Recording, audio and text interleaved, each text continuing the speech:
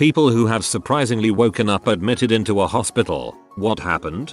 Walking home from work, was hit by a truck. Even though it wasn't a hit and run, I didn't know who the driver was until about a month later. Strangely, I didn't think enough to ask. I was having dinner at my best friend's place and his older brother came home and looked at me as though he'd seen a ghost.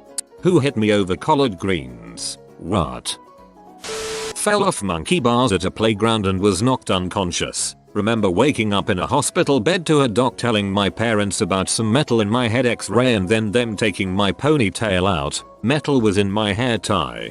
This is the kind of doctor I would be. There's metal in her head. Holy crap, what do we do? Panic, panic, panic. Someone do something. For the love of God, she's dying, go. Cut a guy off while bartending in college. He wasn't too happy. Grabbed a bottle and chucked it at the back of my head as I turned around. Woke up in a hospital bed with my best regular and his wife ensuring me I'd be okay and the guy wouldn't be a problem. Super reassuring, other than the fact this was a pretty unsavory biker bar and the regulars, though amazingly kind and loyal to me, weren't the most savory human beings. 38 stitches, a partially shaved head, and 3 days later I was at lunch with the same regulars. My brother and I were outside playing with squirt guns. This was 2001, so I would have been 11. Next thing I know, it's Easter Sunday. I was in a hospital bed with a massive headache and blurred vision, and the last thing I remembered was 4 days ago. Apparently I fell backwards and smacked my dome on the curb hard enough to fracture my skull and bruise my brain. I got 2 weeks off of school, which was cool back then, and I've had to wear glasses ever since. Apparently, according to my mom, the first sign of consciousness in the hospital was me getting out of bed, taking a pee on the floor, and then going back to sleep for 2 more days. The whole thing was a weird experience. Happened when I was in kindergarten. Apparently I fell down the stairs after stepped on my own trousers. If this were in cartoons, you'd still be okay. I hopped into the back of a mate's pickup after a rugby game, went to sleep and woke up in IQ traction with no feeling from my waist down. Turns out we had a head-on collision with a drunk driver and I went through the back of the cab picking up a host of broken body parts, including 4 compressed vertebrae. A year and a number of surgeries later, I walked out of hospital and in shorter and with enough metal in me to set off metal detectors as airports. I was the lucky one. The other 3 guys in the truck never woke up afterwards. 20 years and it still gets me. Drunk drivers are probably my #1 source of rage in the world. I don't care who you think you are. If you drink and drive, you can go frick yourself. I was watching Voyager on TV. Next thing, I was in a hospital bed. Turns out I'd gotten up too fast. Lack of blood flow to the head and passed out, hitting my head on the floor hard. I'm 6'6" and fractured my skull. Confusing. I was watching Voyager on TV. Next thing, I was in a hospital bed. No explanation needed. 18-year-old me got super wasted on Smirnoff watermelon vodka at some little club in Clearwater, FL. Apparently I fell off of a tall brass stool and busted my head. When I woke up, I wasn't even sure what state I was in. Accidentally called my friend's mom in North Dakota trying to get a ride to somewhere other than the hospital. A decade later and I still can't drink anything with that watermelon flavor. I'm pretty sure watermelon vodka, Clearwater, FL could have summed that up. I was 12 in 1982. Woke up in a hospital bed feeling fine. No idea what happened. Nobody else in the room. Last person I remember hanging out with was my friend, Scott. So I call his house. His mom answered. Advised me to call my parents. No answer at the home phone. So I'm sitting in this bed, trying to figure out why I'm even there. I finally discover that the rolling table over the bed opens up, and there's a mirror under the lid. Across my forehead and down the whole right side of my face are fresh abrasions. Oh, that's why. Finally get hold of Scott and learn the story, which I still don't remember. Was riding my bike down a sidewalk near the grade school. Sidewalk takes a 45-degree left turn, and I cut the corner. Grass is deep and a little wet, and my front wheel catches on the edge of the sidewalk, flipping me over. I landed on my face, dragged against the other edge of the sidewalk, knocked out cold. Another neighborhood kid was in the area, hustled back to alert my parents. My dad took me to the hospital in his car. and I woke up the next day. Yes, my parents just left me in the hospital by myself. Your parents went home to bang. Was at the pool. Next thing I know, I wake up in a hospital bed, feeling very cold and my throat hurts. Turns out I had actually drowned, but the lifeguard had pulled me out and reanimated me for about 45 minutes. Then I was flown to the hospital by helicopter, where I lay in a coma for 2 days, during which they kept my body temperature low to prevent cerebral damage caused by lack of oxygen. I could go home a week after the accident. That's an amazing lifeguard.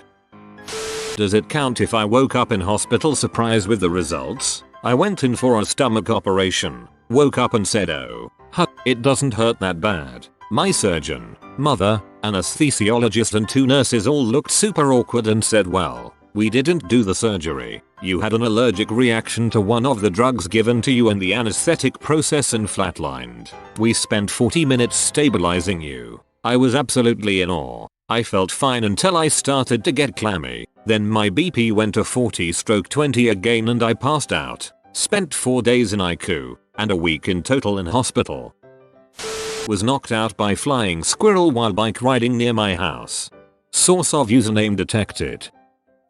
I was running a half marathon with a friend and we had just passed the 10-mile mark and I felt like I was getting into a groove after I struggled a bit the previous few miles. Woke up the next day in the ICU with my family all around me. Heat stroke and rhabdomyolysis. I was admitted with a temp of 108.6 and they were telling my family to prepare for the worst. Had to stay in the hospital for a few days and then take it easy for a few months but otherwise came out unscathed. Don't recommend it. I'm a running coach, and you'd be surprised how many runners who fall ill with heat stroke mention finally feeling smooth or relaxed or in the groove right before they collapse. Sometimes they even stop sweating, say they feel better, then hit the pavement. Was at school, about 8 years old. It was sports carnival day. I don't know if they have that everywhere. It's where the whole school spends the day competing in various sports. I was watching the other group play t-ball. Next minute, hospital. I woke up feeling like I'd just had a dream that I was in an ambulance. Apparently I did briefly wake in the ambulance but not for long.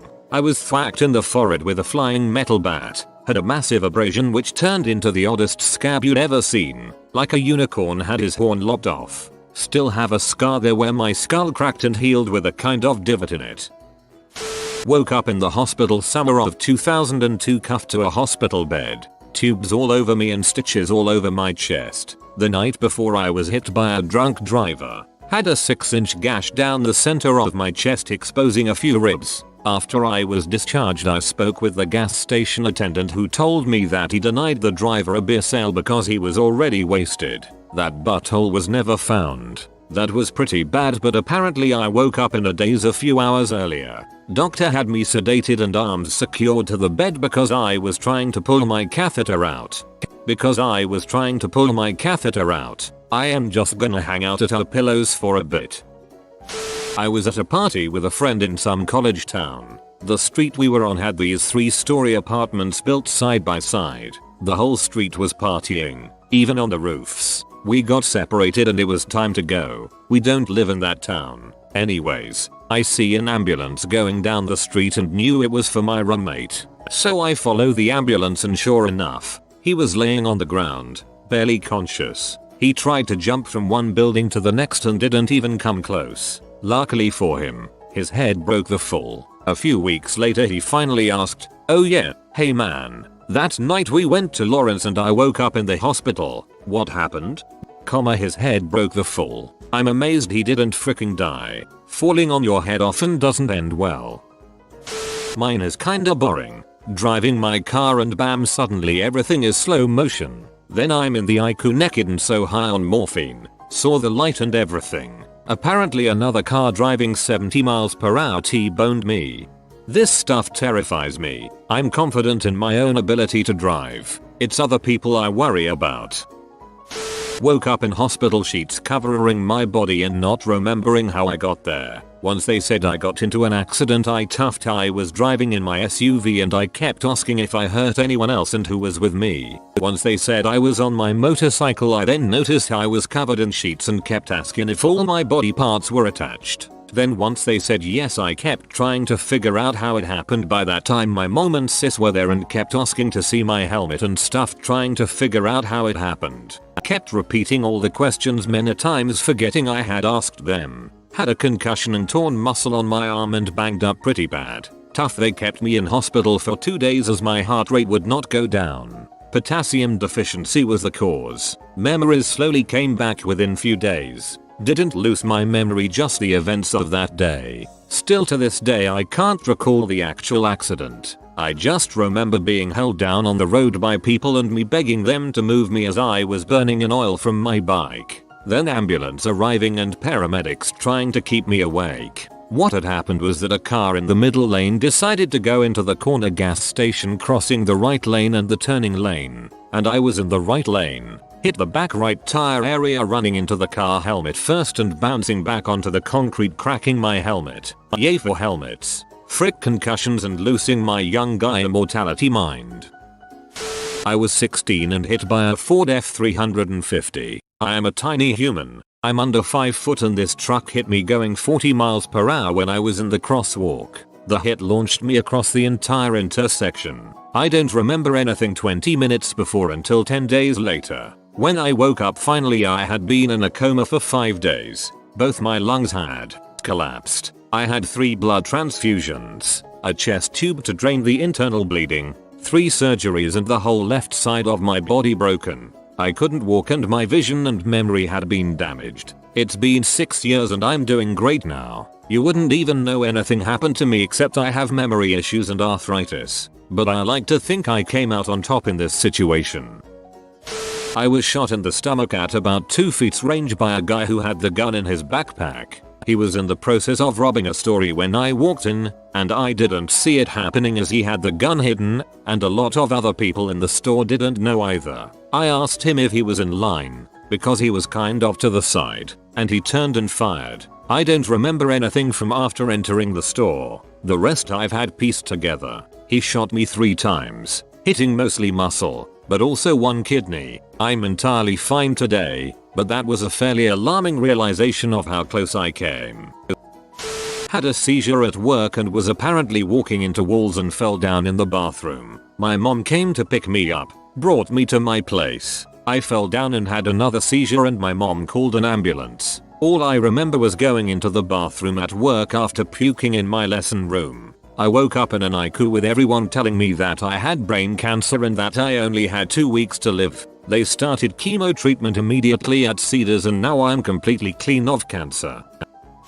Wife, 2-year-old son and myself went to visit a couple of friends out in the country. Had some food. Had a couple of drinks myself. Had an amazing time. Wife was sober. I was wrangling my young one back into his car seat to go home. Because he was overtired and unhappy, but made sure he was good and snug. Pulled out of the driveway after waving goodbye to our friends. I came to almost a month and a half later. I could barely move my legs and arms due to neuropathy and fatigue. I had a feeding tube up my nose and a colostomy bag. The doctors told me that I had actually come to a couple days before while I was still in intensive care. But the nature of the anesthetic they had me on meant I kept kinda waking up, fading back and forgetting everything. At this point I was able to remember things normally. They told me right off the bat my son was fine, completely unharmed and in the care of a very old and dear friend with 3 kids of his own already. My wife was alive and relatively uninjured with the exception of some damage to her leg and a moderate brain injury that she would recover from slowly.